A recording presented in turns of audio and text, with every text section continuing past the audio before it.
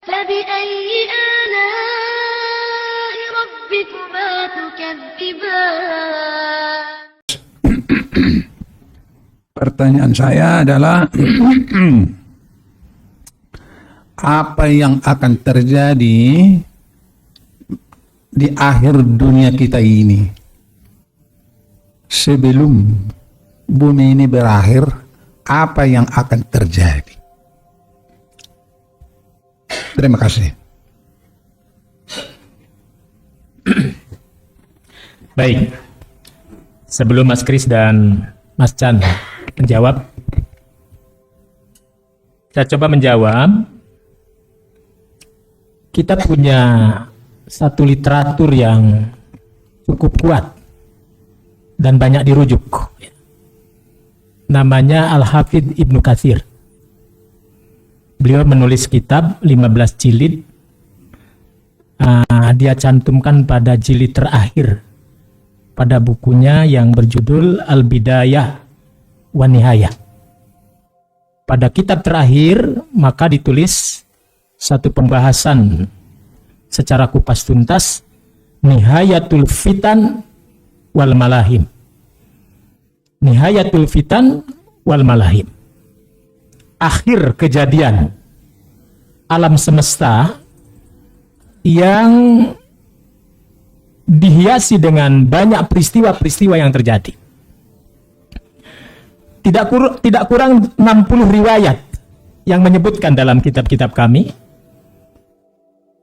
Tidak kurang dari 60 riwayat yang menyebutkan dalam kitab-kitab kami yang menjelaskan tanda-tanda kehancuran atau yang disebut dengan yaumul akhir. Dari 60 riwayat itu diperas lagi oleh beliau, oleh baginda Nabi Shallallahu Alaihi Wasallam, 10 tanda besar. Dari 10 tanda besar diringkaskan oleh para ulama kita menjadi apa yang disebut tanda-tanda yang lebih besar dari 10 tanda. 1. Nuzulnya Isa. 2. Datangnya Imam Mahdi. Dan 3. Terbunuhnya Dajjal. Walaupun sebagian para ulama ada silang pendapat yang menyebutkan bahwa apakah riwayat-riwayat yang terkait dengan kemunculan Mahdi salah satunya. Ada yang mengatakan fiktif, ada yang mengatakan sahih. Nah, bagi yang mengatakan sahih, di satu sisi mengatakan ada kelemahan, maka jalan tengahnya adalah meyakini kemunculan-kemunculan 3 tanda yang dimaksud merupakan bagian dari keimanan kepada kegaiban. Kenapa disebut kegaiban? Karena belum terjadi. Namun isyarat-isyarat itu dijelaskan dalam riwayat-riwayat yang sahih bahwa betul adanya. Adapun penafsiran, sebagian memang ada penafsiran yang dibuktikan berdasarkan riwayat yang sahih, maka diterima. Penafsiran yang tidak dibuktikan berdasarkan riwayat yang sahih, maka itu tidak bisa diterima. Mungkin bapak-bapak dari Kristen pernah mendengar atau juga membaca literatur tokoh-tokoh Syiah yang masih menisbatkan dirinya sebagai bagian dari Muslim. Atau tokoh-tokoh yang lain, ya, baik kalangan tasawuf ataupun kalangan falsafah, ya. Ada penafsiran-penafsiran yang berbeda mengenai 3 tanda yang dimaksud tadi. Tapi bagi kami, dalam pandangan ulama-ulama kami yang masyhur, mengimani dengan 3 tanda besar dan 10 tanda yang disebut tadi, itu merupakan bagian dari keimanan. Dan ada memang singgungan-singgungan, irisan-irisan, seperti mungkin dijabarkan pula oleh kalangan teolog Kristen dalam buku-buku yang terkait dengan Mesias. Barangkali rekan-rekan kami bisa menjelaskan yang di samping kami, baik Kang Chan ataupun Kang Kris, ya. Itulah pandangan kami sebagai pandangan Muslim. Terima kasih.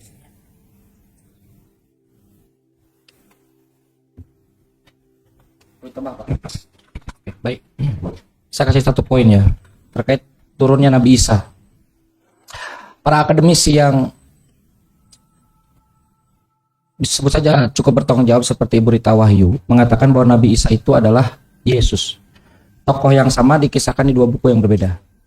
Nanti Bapak bisa melihat referensinya pada Sarapan Pagi Biblika Ibu Rita Wahyu. Beliau memberikan beberapa sandarannya, kesimpulannya adalah Nabi Isa adalah Yesus. Akhir zaman, Nabi Isa akan muncul turun, Pak. Apa yang dilakukan oleh Nabi Isa ini? Salah satunya adalah mematahkan salib. Sebagiannya memaknai itu majazi, metaphorical. Artinya menghancurkan kemusyrikan. Dalam konteks kita berarti yang meyakini Yesus itu Tuhan. Dan kalau lihat konteks itu, Pak, kalau Bapak baca Bible Bapak, sebetulnya itu hal yang sama disebutkan di dalam Bible Bapak.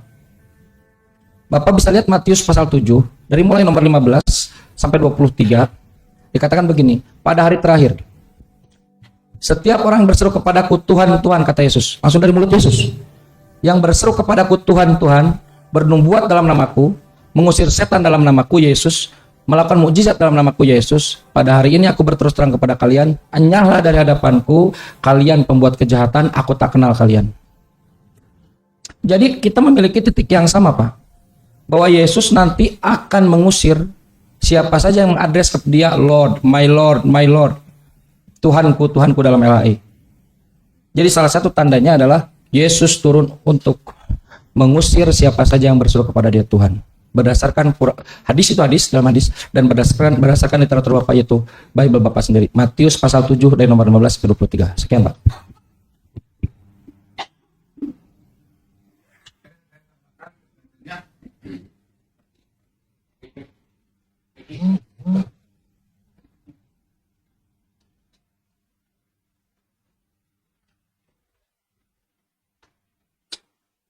Terus saya tambahkan pertanyaannya.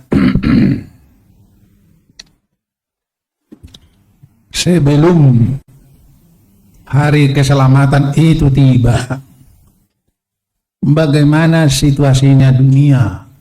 Apakah begini-begini terus? Nah, untuk membedakannya, saya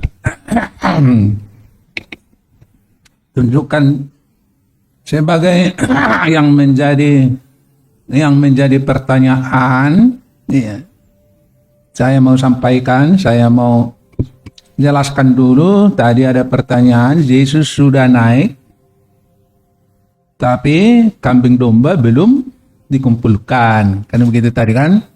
Nah, yang menjadi pertanyaan sekarang, atau ini saya kasih dulu garis besarnya. Sebelum kerajaan umat Tuhan berdiri, akan berdiri kerajaan umat Tuhan. Ya, banyak ayat yang menunjukkan bahwa umat Tuhan akan berkuasa di bumi. Akan berkuasa di bumi. Segala raja, segala penguasa tunduk dan patuh kepada umat Tuhan. Dan itu akan terjadi sesudah pengadilan kepada orang hidup. Nah, jadi kenapa Yesus sudah naik ke ini belum dikumpulkan? Karena itu akan digenapi pada masa pengadilan kepada orang hidup. Pengadilan orang hidup itu yang kami pelajari sudah dimulai sejak tanggal 22 Oktober 1844 sampai sekarang belum selesai.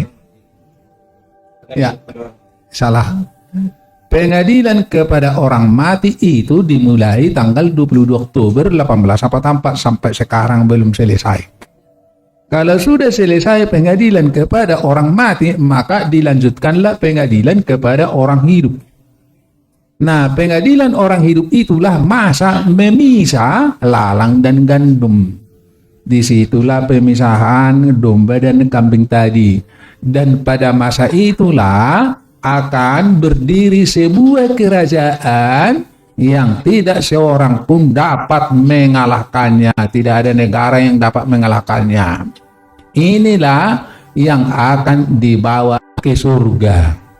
Nah, jadi sesuai dengan ayat tadi, ayat Matius 24 ayat 30, Matius 25 ayat 34 dikatakan kepada domba-domba yang di sebelah kanan dikatakan, terimalah kerajaan yang sudah direncanakan dari sejak dunia dijadikan. Jadi artinya rencana Tuhan menjadikan bumi ini adalah untuk menunjukkan kepada dunia, mengumpulkan orang benar dengan orang-orang jahat.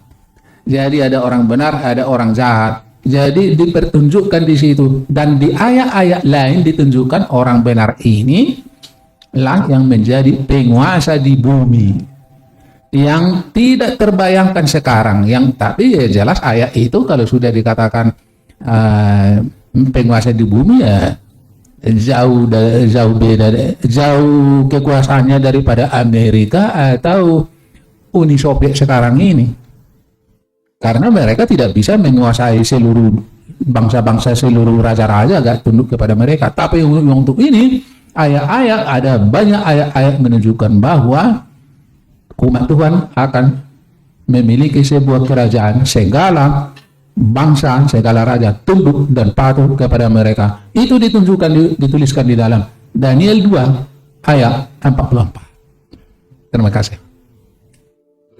Ya. Mungkin ya. Ya, jadi jawaban dari Pak Pendeta Dimun ini, Yesus turun ke bumi, pengumpulan domba dan kambing. Pengumpulan domba dan kambingnya itu nanti penggenapannya di pengadilan orang mati. Orang hidup. Di pengadilan orang hidup. Ngumpulin domba dan kambingnya di pengadilan orang hidup. Lah terus Yesus turun ke buminya apa? Buat apa gitu? Ya. Kan gitu ya? Ya. Ini aku lanjut dulu. Ini menandakan konsep keselamatan dalam kekristenan dengan jawaban yang di awal dan di akhir itu berbeda, kontradiksi, menandakan konsep keselamatannya belum beres sebagaimana konsep ketuhanannya, Pak Dimun. Karena pertanyaannya kan tadi kan statementnya Pak Dimun sendiri, Yesus turun ke bumi untuk mengumpulkan domba dan kambing. Sekarang dijelaskan lagi bahwa pengumpulan domba dan kambing itu nanti di pengadilan orang hidup.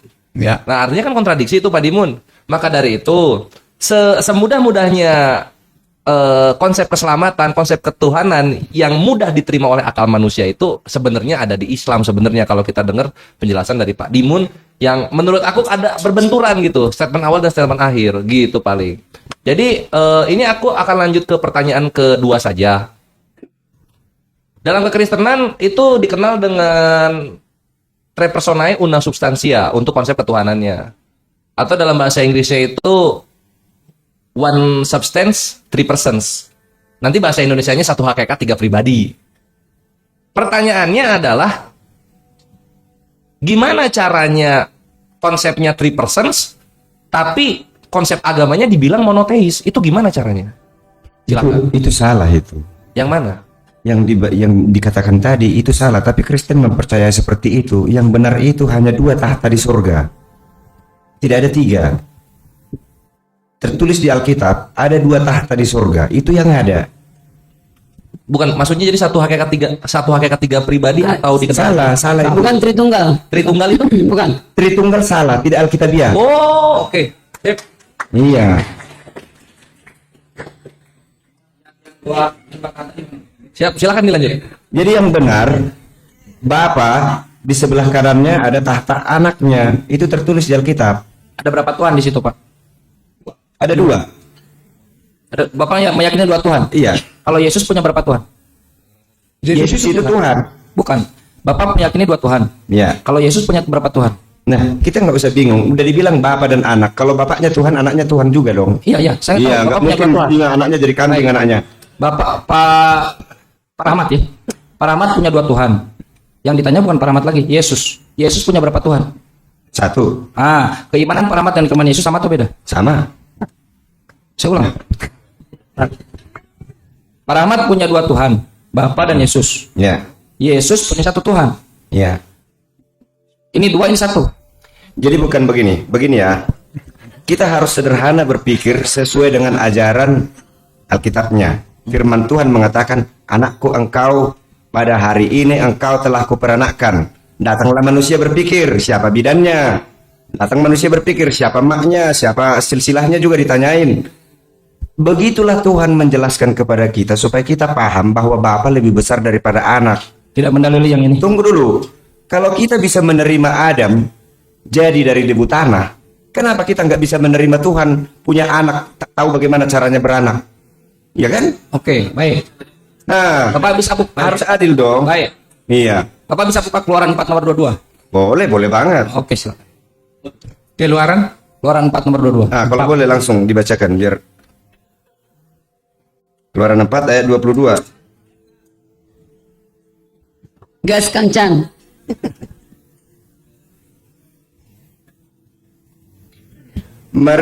Maka engkau harus berkata kepada Firaun, ya. Ya. Beginilah firman Tuhan Allah Israel. Israel ialah anakku, anakku yang sulung. Itu dia. Israel anak siapa, Pak? Israel anakku kata Tuhan. Anak Tuhan. Ya. Ada berapa Tuhan sekarang? Yang berkata ini di kitab para rasul disebut Tuhan. Mereka belum mengenal Tuhan itu siapa, detailnya. Barulah setelah Yesus datang ke bumi, kita mengatakan istilah Bapa karena Bukan Yesus bukan mengajari itu. Yesus anak Tuhan, dia jadi Tuhan.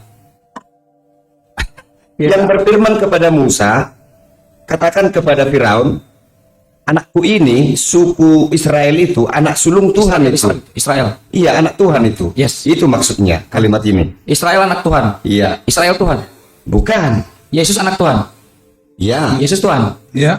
Jadi Salomo juga mengatakan, engkau anakku, dengarkan nasihatku. Guru juga, apa yang buat Yesus dulu. Guru juga mengatakan, hai anakku, sini. Kapan kau lahirkan aku? Maksud Bapak metaforikal. Iya. Oke, bagus. Anak-anak Allah itu banyak. Bagus. Iya. Sekarang apa yang membuat Yesus jadi Tuhan? Dia tidak, metaforikal itu tidak berlaku kepada Yesus. Mengapa Yesus jadi Tuhan? Saya bertanya kepada Kristen, bingung dia menjawab. Bapak Kristen. Saya Kristen, ini jawaban yang benar. Gimana? Ada dua ayat di Alkitab yang memastikan bahwa Yesus adalah Tuhan. Pertama, ketika Yesus masih di dalam kandungan berumur 6 bulan, datanglah Maria, ibunya Yesus, menjumpai istri Zakaria yang bernama Elisabeth. Lalu Elisabeth mengatakan, siapakah aku ini sehingga ibunya Tuhanku datang kepadaku? Itu pertama. Lalu yang kedua, Gak dapat. Yang gimana tuh? ibunya Tuhanku, dia bilang.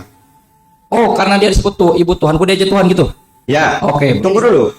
Itu yang pertama kan? Belum tentu benar, bisa aja dia dari iblis mengucapkan itu. Kalau Anda tidak percaya, tapi saya percaya itu dari Tuhan. Yang kedua ini, waktu Yesus sudah lahir di kandang domba di Bethlehem, lalu para gembala ahli-ahli perbintangan melihat bintang ada sesuatu yang aneh yang baru. Nah, lalu mereka menafsirkan ada sesuatu Raja Israel sudah lahir. Lalu datanglah malaikat. Dikatakan di Alkitab, malaikat itu datang dari langit, mereka bercahaya menerangi semua para gembala dan mereka tercengang. Malaikat itu mengatakan, pergilah ke Bethlehem, di kota Daud telah lahir Tuhan dan Juru Selamat. Malaikat berkata, malaikat dari surga ya. Jadi bukan manusia yang bilang. Jadi perkataannya si Elisabeth tadi, kita nyatakan benar karena malaikat mendukungnya. Itu. Jadi kita nggak ikut-ikutan mengatakan Tuhan kalau tidak ada dasar yang Di kuat. Keluaran 4:22 yang mengatakan Tuhan. Di Lukas 2, itu Lukas 2 nomor 11, betul tidak, Pak? Nah, masih banyak rahasia di Itu betul sini ya. tidak? Lukas 2 nomor 11. Saya mau jelaskan banyak rahasia di sini. Pada saat Israel berangkat dari tanah Mesir ke Kanaan, ke tanah Kanaan, secara umum global orang mengatakan Tuhan yang menuntun. Padahal kalau diteliti di Alkitab, seorang malaikat ternyata. Ya udah, nggak apa-apa. Berarti Iya. Oke. Berarti Bapak meyakini Yesus Tuhan karena di Lukas 2 dikatakan Yesus Tuhan. Iya. Jadi itu dalil Yesus Tuhan. Yesus adalah Tuhan. Oke. Jadi Tuhan Bapak 2. Ya. Tuhan Bapak 2. Ya. Oke. Buka Yohanes 17 nomor 3, Pak, coba, Pak.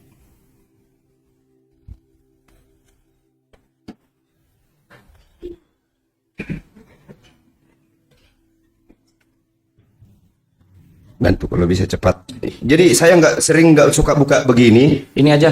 Iya, kurang cepat, menghabiskan waktu. Menghabiskan waktu. Sebut aja, baca. Apa mengenai apa itu? Saya tahu itu. Dari handphone. Mengenai apa? Saya tahu. Tahu. Coba mengenai apa? Hidup yang kekal. Hidup yang kekal. Mereka mengenal Engkau satu-satunya Tuhan. Yohanes Ya. 17 ayat berapa kan? Nomor 3. Oke, saya baca ya. Dua Yesus itu. Yes, betul. Saya baca. 17. Saya baca. Iya. Inilah hidup yang kekal itu, yaitu bahwa mereka mengenal Engkau, satu-satunya Allah yang benar, dan mengenal Yesus Kristus yang telah Engkau utus. Ini ada dua entitas. Silakan. Satu-satunya Iya. Tuhan yang benar menurut Yesus, Bapa atau Anak? Ya. Jadi Yesus berdoa kepada Bapa, Tuhannya adalah Bapa karena Yesus di bumi sebagai manusia. Bukan itu yang saya tanya. Yang saya tanya, satu-satunya Tuhan yang benar. Benar itu, katanya itu enggak saya salahkan. Bapak bilang 2. Kata Yesus satu-satunya Tuhan yang benar adalah Ya. Bapa. Ya. Nah, menurut Yesus, satu-satunya Tuhan yang benar adalah Bapa atau Anak? Menurut pasal 17 itu doanya Yesus Yes. kepada Bapanya. Engkaulah satu-satunya Tuhan yang benar. Tuhan yang benar. Siapa? Iya. Bapa atau Anak? Jadi karena banyak orang menuhankan yang lain di luar mereka, Bapa atau Anak? Bapa, Bukan Anak. Bapa, Bukan Anak. bukan anak. Gimana sih? Bukan. Tanah. Berarti Ini yang berdoa ini anak. yes. Makanya bukan Anak. Kalau Anak bukan Tuhan, layak nggak Anak disebut Tuhan? Tapi di ayat lain kan bahwa anak itu juga Tuhan. Tadi malaikat yang bilang. Di mana? Oh, yang tadi. Iya. Oke, Lupa dia. bagus. Baik. Iya. Jadi Sedikit saya tambah, sedikit saya Oh tambah. ya, silakan. Tadi dikatakan, Yesus mengatakan, engkau satu-satunya.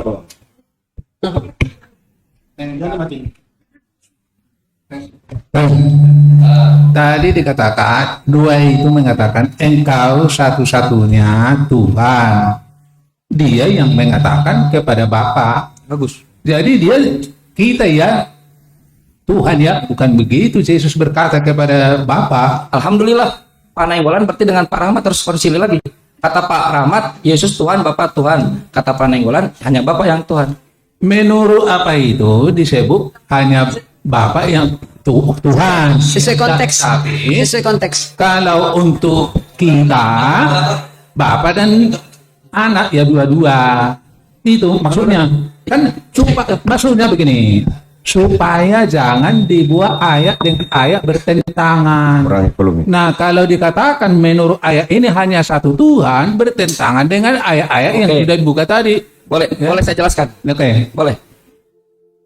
Lukas 2 itu, Pak, original teksnya sebetulnya kurios. Kalau Bapak buka Selebar 2011, itu junjunan.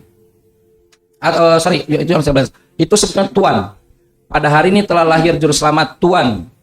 Bukan Tuhan, Pak. Kerjaan musuh Pak Rahmat tadi, LHI. Bukan Tuhan, Pak. Kalau Bapak baca Bapak lanjutkan nomor 22. Kalau lanjutkan nomor 22, bahwa nanti Yesus itu akan diserahkan kepada Tuhan. Itu baru Tuhan. Jadi Pak, posisi Bapak itu tidak beriman seperti imannya Yesus. Kata Yesus, hidup yang kekal itu mengenal Engkau, Bapa, Tuhannya Yesus, satu-satunya Tuhan yang benar. Aku bersyukur padamu ya Bapa, Tuhan langit dan bumi. Dengarlah Matius 11:25 yang tadi. Markus 12:29. Dengarlah orang Israel, Sema Israel, Tuhan Elohim kita, Tuhan itu satu. Bukan dua. Tapi Bapak baca enggak jujur loh. Bapak baca hanya sepotong itu. Coba baca semua ya pasal 17 itu. Dikatakan di situ engkau dan aku menjadi satu. Salah, itu pasal Yohanes 10:30. Yohanes 17 mau saya baca. Buka datanya, Pak. Iya. Silakan. Kita menjadi satu dengan mereka. Oh, itu nomor 21. Bukan Yesus itu, Pak. Itu murid-murid. Supaya mereka. Jadi begini. Ini doa Yesus. Jadi kalau Prabowo berbisik dengan Gibran, semua kita pasti menyimak. Kalau Prabowo berbisik kepada Gibran, pasti semua kita nyimak. Pasti yang diomongin penting. Ini anak dengan Bapa penguasa semesta alam ini berbicara mereka. Makanya simak benar-benar. Boleh, silakan. Mulai dari ayat 1. Dua Yesus. Kepanjangan dari satu, Pak. Itu nomor 21. Saya beritahu ke Bapak itu nomor 21. Demikianlah kata Yesus, lalu ia menengadah ke langit dan berkata, Bapa, telah tiba saatnya, permuliakanlah anakmu supaya anakmu mempermuliakan engkau, sama seperti engkau telah memberikan kepadanya kuasa atas segala yang hidup. Kuasa loh kepada Yesus. Demikian pula ia akan memberikan hidup yang kekal kepada semua yang telah engkau berikan kepadanya. Kepadanya di situ Yesus. Inilah hidup yang kekal itu, yaitu bahwa mereka mengenal engkau satu-satunya Bapa yang benar, dan mengenal Yesus Kristus yang telah engkau utus. Aku telah mempermuliakan Bapa di bumi dengan jalan menyelesaikan pekerjaan yang engkau berikan kepada aku untuk melakukannya. Berarti dia disuruh Bapanya ya. Oleh sebab itu ya Bapak, permuliakanlah aku padamu sendiri dengan kemuliaan yang kumiliki di hadiratmu sebelum dunia ada. Utusan. Aku telah menyatakan namamu kepada semua orang. Bukan nama sebutan ini loh. Utusan, tetap utusan. Kalau menurutku ini nama yang dimaksud di sini karena Yesus tidak pernah mengajarkan nama. Yes. Tidak pernah. Ya, betul. Reputasi ini. Ya, lanjut. Nah, aku telah menyatakan namamu kepada semua orang yang engkau berikan kepadaku dari dunia. Mereka itu milikmu Bapa. Engkau telah memberikan mereka kepadaku dan mereka telah menuruti firman-Mu. Sekarang mereka tahu bahwa semua yang engkau berikan kepadaku itu berasal daripadamu. Sebab segala firman yang engkau sampaikan kepadaku telah kusampaikan kepada mereka dan mereka telah menerimanya. Mereka tahu benar-benar. Pak Rahmat, boleh izin Pak Rahmat? Belum. Kita stop dulu sebentar ya. Oke. Ini ada azan. Tapi kita standby di sini tetap. Baik. Ya. Bapak baca itu, tak akan pernah satupun Bapak menemukan aku dan Bapak adalah satu di situ dari Yesus. Kecuali berbicara kepada murid-murid. Kita break dulu sebentar saja sampai azan ya.